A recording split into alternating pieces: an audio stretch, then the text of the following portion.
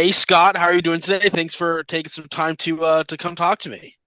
Jordan, it's so exciting to be on your show. I've had a chance to listen to the Ann Griffin episode, the Robert Bendotti episode. You're just rocking and rolling for a new podcaster. Congrats. I appreciate it. I've listened to a few of yours as well. Some of my favorite comedians have been on there, some old and some new. So I love what you're doing. Like I said in this podcast, we pretty much go from the beginning. And you had a pretty early start in your career as far as owning your own businesses. First one at 17. What were you doing before that? Have you ever had a job before you opened up your first business, or how did that work? Yeah, I come from kind of a poor, broken family and started working young. I was much like Robert said, I was mowing lawns early on, babysitting a lot. I think my first real job for somebody else was I delivered newspapers for the San Francisco Chronicle in the Bay Area back in, I was living in Fremont, California at the time. And I got to tell you, on Sunday, that's a big ass paper. But that was, I think, my first job working outside of like babysitting and mowing lawns. Okay, so working on the weekends, that's pretty good ethic, especially as a kid. Oh, I was And you doing said all, oh, no, I was doing all week, but the Sunday paper was a killer. But that is the big one. Yeah. yeah, no, I fitted around. I was able to get my paper route done before school, and it was a good training for work ethic. But after that, I was my first kind of like real job. I was a pizza cook. I worked for Straw Hat Pizza back in the day, and used to make pizza. I was working with a bunch of old Vietnam vets, and they taught me a lot. And I was probably 15 and was working at a pizza parlor. But back then, pizza parlors weren't like family friendly; they were bars. So there was quite an education going on. But so after being paid by the San Francisco Chronicle, my first paid like go to work kind of job was pizza. Okay. And it sounds like, you saying you're growing up poor, you knew that you were going to have to make your own money in this world. There's no, silver spoon or any set course like family business you're going to get into. At a young age, you knew that you were going to have to make it out there on your own. Yeah, I think I was born with the plastic spoon and it had holes in it. There you go. All right. but All right. but you just learn that it's part of your life. You're going to be working hard. I worked pizza all the way through my high school years for a brief time, and the reason I'm telling the story is it leads to my first business. I was working night maintenance at a small motel, the kind of motel that after you stay in, you should leave and shower immediately, Jordan. Okay. Bed bugs and everything. I was fixing toilets and TVs and helping people that damaged things. I buffed the floors, I cleaned the bathrooms, I did everything at this small motel. But I was 16 at the time, early 17, and I would hide from the boss by hanging out in the bar, which I wasn't old enough to be in. And I overheard two guys at the bar talking shop and having drinks, and one of them was saying he was making good money on the weekends striping parking lots, which is painting the lines in a parking lot. And Okay. so Yeah. I listened intently, and I thought, crap, that's something I could do. So I quit my job at the motel, and I researched. I went and talked to a couple of people that did striping, big companies, but I asked them what they charged and where they got the work and what how to do it. People love talking about their work, so I learned a lot. But I didn't have any money because I was poor. But a buddy of mine had $500, and I convinced him to buy a paint machine that could paint the lines. So me and him formed a partnership, and the company was getting started. And then we realized we had paint, we had a paint machine. We didn't have any way to get to the job sites. We weren't Okay. really thinking ahead. And so we had another high school buddy who had a van. And we said, hey, you want to be a partner in this business? You have the van, we have the paint machine. I'll be the salesman. And we formed A&A Restripe, and we restriped parking lots at $1 a line. That was my first company. And how did you go about getting your first client? I'm sure a lot of people would be interested in knowing that. Well, I've got kind of a gregarious personality. My friends don't. They were willing to do the labor if I did the sales. So I just started going door to door in businesses and saying, hey, I own A&A Restripe. We'll paint your parking lot. You've got 10 lines. It'll be $10. We're talking about really small businesses. And that kind of got us started. But I had some pretty good success as a salesman. We did all the Safeway stores in Northern California and went all the way up around the state. I made a deal with McDonald's. We did all the McDonald's parking lots in Northern California. And on that contract, I arranged not only $1 per line, but we got free food at every McDonald's that we did work at. And when you're 17, that's like the holy grail. We were eating crap day and night. Yeah, that's like double pay. And are Yeah. you in school at this point, or are you doing this part time, or how's it working? It started off when I was just graduating, but I was weaning out of high school. I wasn't a great student. Unlike Ann Griffin and Robert Bendotti, I never went to college. I did successfully complete 3 units in sex ed, but that was about it. Fair enough. I like that. Yeah, I So was early not a on, college bound. yeah, I mean, early on, I think it's important to realize your strengths, and you clearly had the gift of gab, and you were a good salesman. And I think, especially for this generation, mine and younger, college is sometimes less of an option. Unless you're wanting to be a doctor or a lawyer or something. A lot of kids are saying, I think there's a lot of ways to make money without college, and let's just dive right into it. Well, Jordan, I think that's one of the smartest things I've heard you say. Congratulations. It is true that if you've got the money and you want to be a doctor or a lawyer, you got to go to college that can teach you a lot of things. But many, many people go to college and just throw away 2 or 4 years of their life because then they end up doing something else totally. They don't use any of their college and it was just a big waste. I didn't go to college because I couldn't afford it. It wasn't like a choice. I just went straight into the work world. But I've told my children, my grandchildren, my godchildren, everybody that's come behind me that look, if you want to do a certain thing and college is going to make a difference, go to college. But if you have an interest in this over here and that's all you want to do, just go do it. And if you don't like it, you can go back to college later. I mean, my wife went back and got her degree when she was 40, and now she uses that degree in her current job, but she didn't, she made that choice at a very late stage. I think that's a good point as well. I think, a lot of people do go to college right after high school because that is the path. When you don't know what you want to do, that is where you're throwing the money away. And it is so expensive now. If you took a year or two and worked hard and realized maybe there is a passion that you have, then college has more of a purpose and you pay attention a bit more and you choose the classes that you think will, actually benefit you than, just kind of going right after high school like a lot of people do. So I commend you. I mean, it's a tougher path and you're a pretty successful guy. And, I think it's good for the younger listeners to understand that you don't always have to go right into college after high school, especially when you're, already have your own business, AA Striping. Was that because back in the day the phone books went by alphabet and you thought AA was the right move? Okay. Yeah, Um, exactly. We went by A&A, so we were first in the phone book. That was so smart of you to figure that out because nobody even knows what a phone book is anymore, Jordan. But the other of thing you course. said that was important was that you have to have a passion for something. Now, I didn't have a passion for painting lines in a parking lot, but it was a job and I was good with people and I was learning how to be a salesman. But I at that point I had a passion to make money and I was willing to do whatever work. I mean, I was doing night maintenance at a motel, so I had pretty low standards. So starting my own business was a way of taking control of my own future. And that first company was the worst. The first wasn't the worst. First of over 12 companies I've started, but it was a great learning experience. And that company Excellent. is still operating today.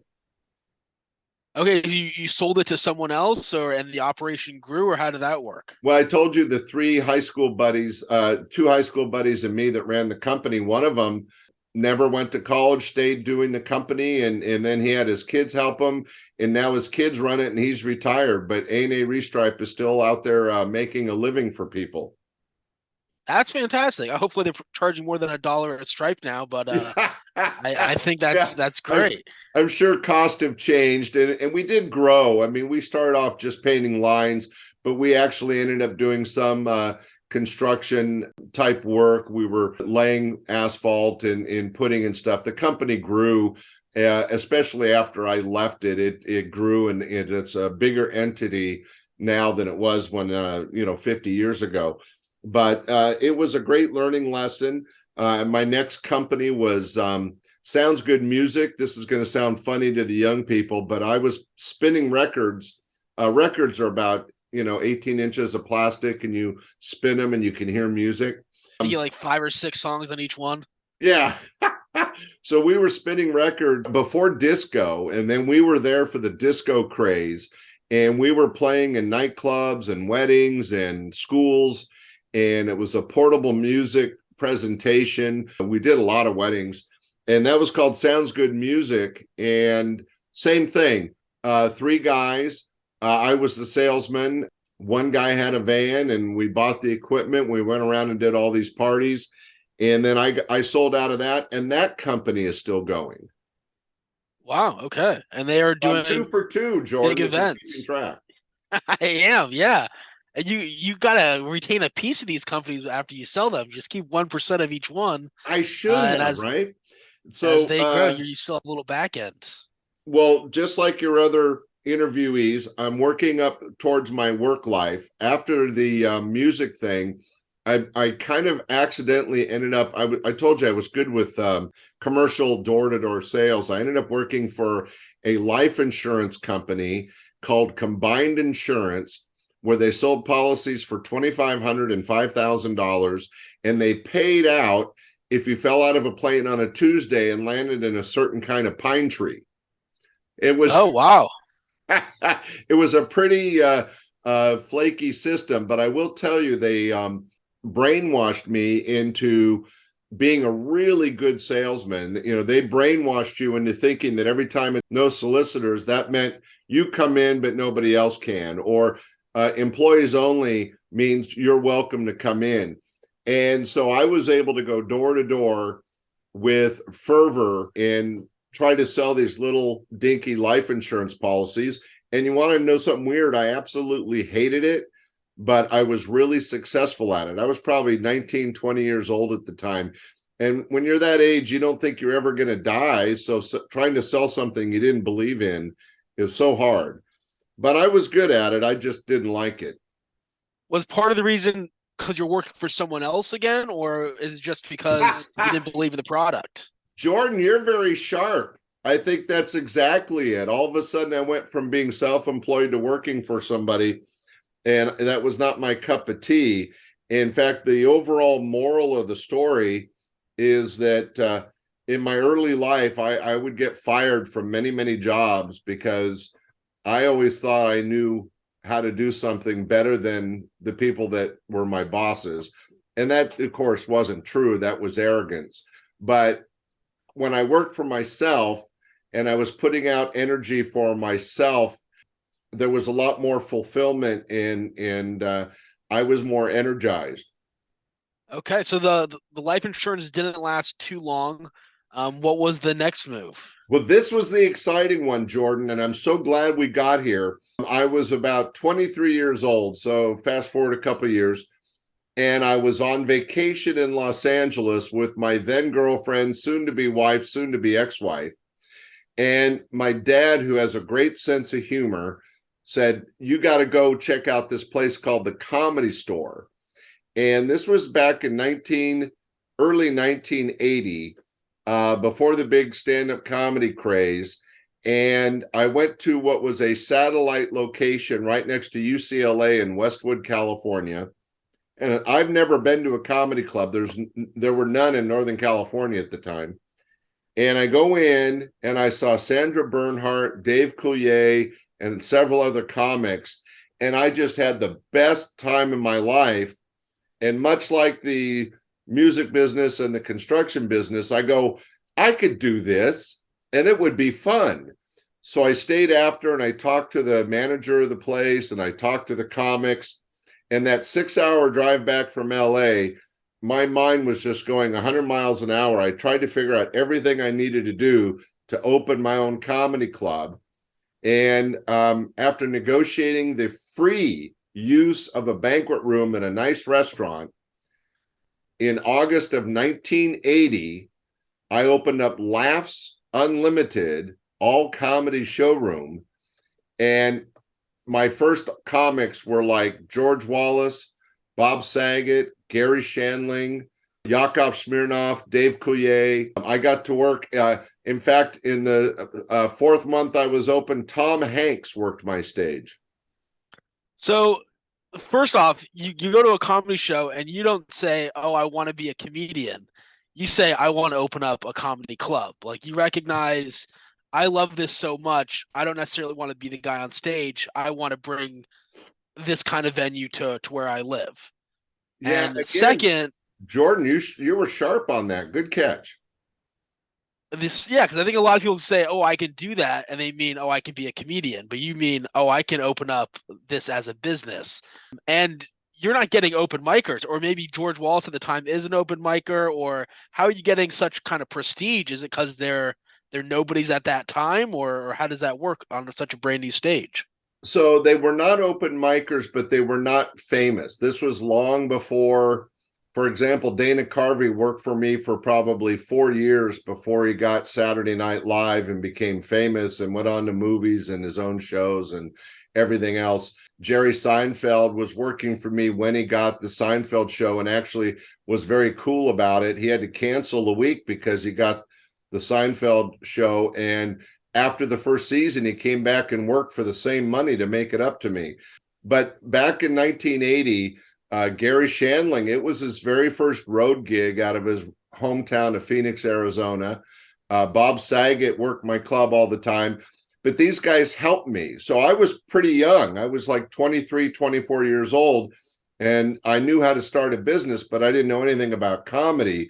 So Dave Coulier and Bob Saget and some of these other guys, I would ask a lot of questions and they would tell me, this is what you should charge and this is how you should treat the comics, and you need to get a condo for the people to stay in, and you want to have shows at these show times. They basically, I was asking all the right questions. They gave me the answers, and that helped make it a success. Now, that single comedy club in 1980 grew into a chain of 3 comedy clubs. I had 2 here in Sacramento and 1 in Stockton. But I also, you mentioned this in one of your earlier conversations, Jordan, it wasn't about the money for me. It was about having fun and going after things I was passionate about. So after I made a lot of money opening 1 comedy club, I opened 2 more comedy clubs. And then I had a lot of money, so I opened up 2 restaurants. And then I had a couple art galleries. It got so crazy. At one point, I bought a submarine and had a tourist submarine in Monterey, California. And I had a beach shack in Hawaii. And these were all things that were just fun. In fact, a couple of them, like the submarine, I lost my ass financially, but I had a good time. Whoop, whoop. What was the plan with the submarine? Were you renting it out or just Well, throwing it was, parties? so I had helped. There's a company I was a part owner of called Snuba, and that's an underwater snorkeling company all over the world. And I was already an owner of that, and they built this first submarine, and I go, and I helped them. And I said, that's really cool. I want one of those. So they built one for me, and I had partners because they're very expensive. And we took it to Monterey, California, and launched it for the tourists there to take tourists on rides. The problem was, Jordan, Monterey, unlike Hawaii and Southern California and Australia and all the other places these submarines exist, Monterey has really cold water. We had a problem with algae bloom. and I had to pay a scuba diver to go along with the submarine and clean the windows all the time. So it Oh was wow. a huge finance. I ran it for about a year and a half, but I just took a huge bath financially and had to sell it. We ended up selling the submarine to the Wrigley Gum family, and they still run it. It's still operating out of Catalina Island. Oh, okay. All right. Now, something I really want to talk about, and it's something you said was, I knew how to start a business. Now, at this point, this is your third business.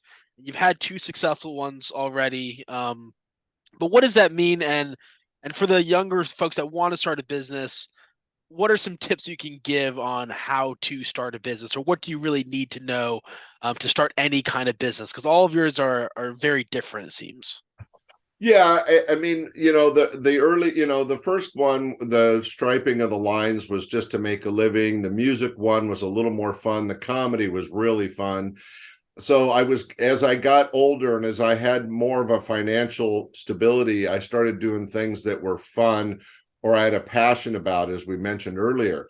But to young people, that if there's something you're interested in, and truly you don't want to, you don't, let's say you see a bit of taxidermy and you go, wow, that's kind of cool, but that doesn't mean you want to go out and gut squirrels and stuff them, right?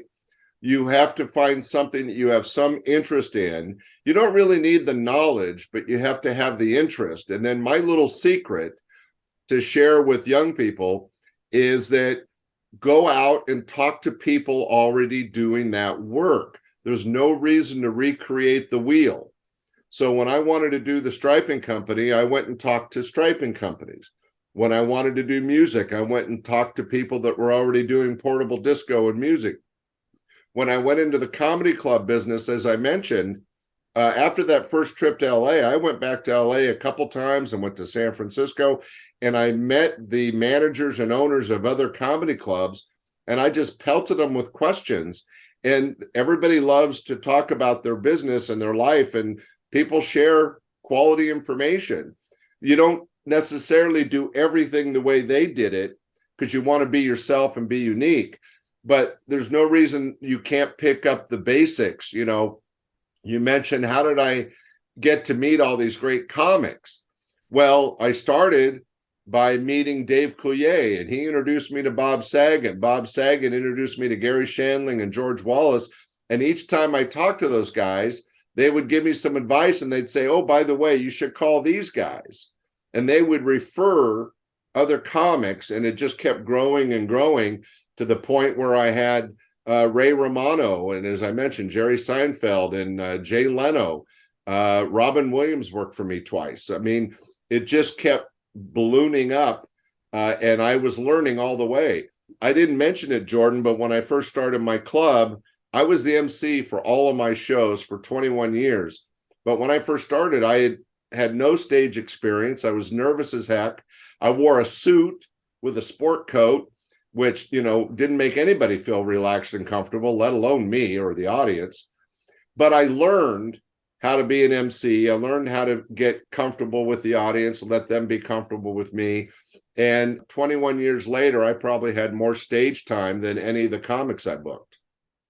Fair enough. That makes a lot of sense.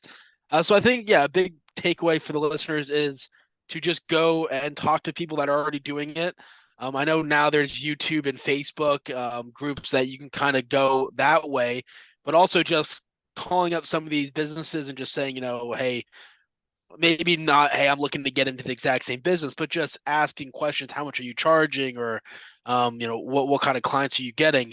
But what about stuff that is like kind of the nitty-gritty boring stuff like taxes, accounting, all that kind of stuff that I think is a big blocker for people that want to get into a business, that kind of scares them off. They know how to do the skill, but they don't know how to do the other stuff that kind of makes it a profitable business. And to make it a legitimate business. A lot of people, I spent the last 20 years in the insurance business, and people want to go open up a restaurant or a business, and they don't think about the overhead of staff or the overhead of insurance and security and your phone systems and your computer systems. There's a lot of expenses. Now, you're absolutely right, Jordan. When I first started in 1980, the comedy club chain, there were no computers, there was no internet. So I did actually have to go out and talk to people. And to be honest with you, I would recommend being old school. Even if somebody could Google something and get some of the basics, I would still recommend to somebody to go talk to somebody actually doing the work you want to do. You may find out it's not something, that you really want to do, like taxidermy. It may look cool, but actually doing it is a different situation. So if you go and talk to people actually doing the work and ask them what they like and what they don't like and what is their passion, are they doing it just for a dollar, or do they actually care about their work? What you don't want to do is what about 30% of the public does, which become drones and just go off and work for the county or the state and sit in a cubicle for, their whole life, and not getting out and doing things. Fair Remember, I enough. said you want Okay. to have fun, Jordan. You want to have fun, and it sounds like at your peak you were having a lot of fun. You had a lot of different businesses that you were running, art galleries and submarines, and I see that Laughs Unlimited is still up and running. It still has a location in Sacramento.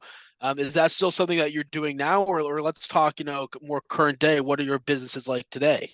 So I did sell that business. It's still operating. So it started off as it was the 12th club in the United States that was full-time comedy. Now at over 40 years old, it's one of the oldest in the country. It's still operating. I'm really proud of that, but I'm not involved anymore. I moved on. After the comedy clubs, I had a travel agency for a few years. Then I went into auto sales. I was a fleet director for Ford for about 10 years. And then I got tired of working for other people again. It was so funny. I was very successful at Ford as a commercial salesman. And they kept saying, "You're making more money than the manager. We have to cut your commission." And they kept cutting my pay instead of encouraging me to keep selling and making them money. Because if I was making money, they were making money. It was really crazy. So I got tired of working for other people again. And I went into the insurance business because I like giving good customer service. I'm good at sales, and I would be my own boss, but I worked for Farmers Insurance. So I had a big company behind me, but at Farmers, everybody's independent. So, I took my skills that I developed at a young age of talking to people, communicating, selling, and offering good customer service. And over the years, developed it and developed it and developed it so that when it came to my final retirement business of owning an insurance agency and a brokerage where I had employees and a nice office and blah, blah, blah, I had all the skills already under my belt. Okay. And that is your retirement business. That's something you're still running now. I do see you have a couple other avenues. I see, you have your own podcast. You have a couple books that you've written. You're still doing quite a bit. Is the insurance still up and running, or is that? No, it's still up and running, but I sold it a year and a half ago. I stayed on as a consultant I'm still a consultant for the company, for the guy that bought me out, but I moved on. I'm semi-retired now. And in my retirement state, I wanted to get back to the really fun life of comedy. And so I've got these podcasts where I'm sharing 40 years of comedy entertainment in a podcast called Stand Up Comedy, Your Host and MC, which was how I was introduced for 100 years. Hey, ladies and gentlemen, here's your host and MC, Scott Edwards. Excellent. Okay. Yeah, the podcast is great. You have tons of episodes with a lot of great comedians on there. And on your website, you got a couple other, avenues where I see revenue maybe coming in. You have an online course. Tell us a little bit about the online comedy course. The online comedy course was based on a book I wrote called Be a Stand-Up Comic or Just Look Like One. And it is a opportunity to learn from me and other professionals what it takes to be a professional stand-up comic. If you were interested in the industry, you could take that course or get my recent book, which is out on Amazon, called 20 Questions Answered About Being a Stand-Up Comic. And between that book or my course, if you were interested in stand-up comedy, you could learn the basics and what it takes to make a living doing comedy. Okay. And then you also have, like you said, the two books that they can get. Um, what would you say, just kind of wrapping it up here at the end, what advice would you give to that younger generation? I know we talked about, how to kind of start a business, but what else would you kind of tell them or hope that they would take away from this? Well, that if you have a passion to go into something where you need college, then get through your college, do the work, and be prepared to go out into the real world. But if you have a passion for a business that's right up the street, or that a relative does, or something that you heard about, go work it, go ask questions, or go work in the industry and see if it's what you want to do.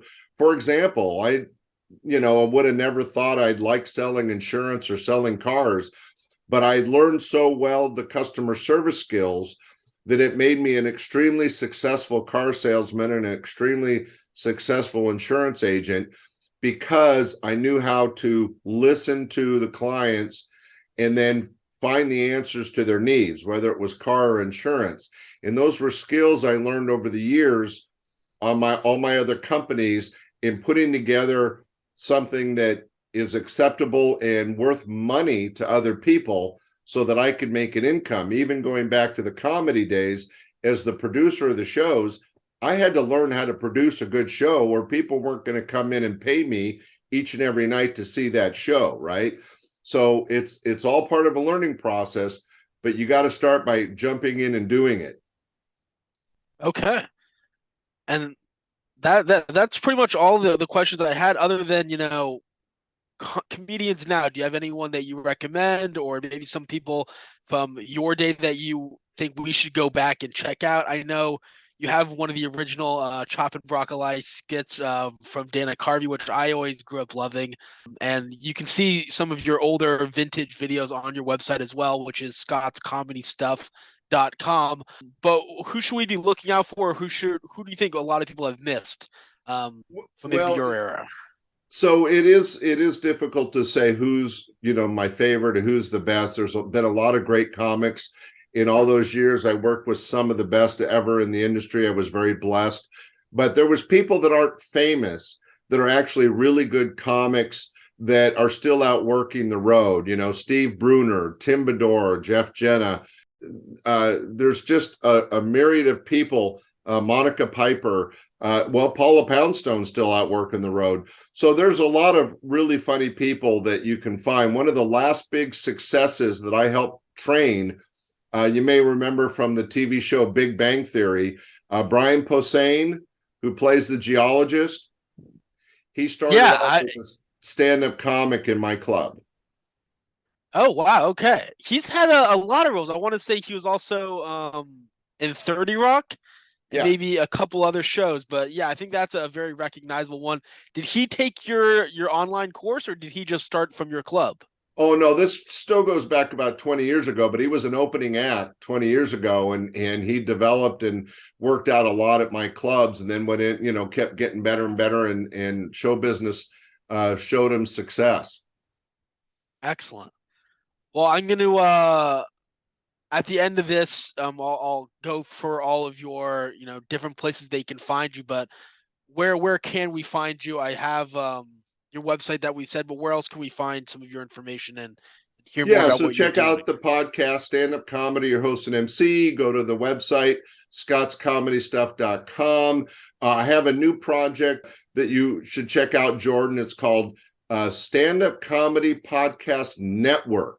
Stand Up Comedy Podcast Network.com. It's got everything. It's got blogs. It's got a joke of the day. It's got the videos. It's got some great audio bites. I recommend everybody go take a look. Stand Up Comedy Podcast Network. And Jordan, hey, thank you so much for having me on your show. It's been a real joy. I appreciate that, Scott, and hopefully we can check in again soon. I wish you all the best. And no one knows this, but Scott is actually doing the recording for me because I had some trouble. So even more appreciative of that, Scott. And we'll talk soon. Okay, thank you. Thank you.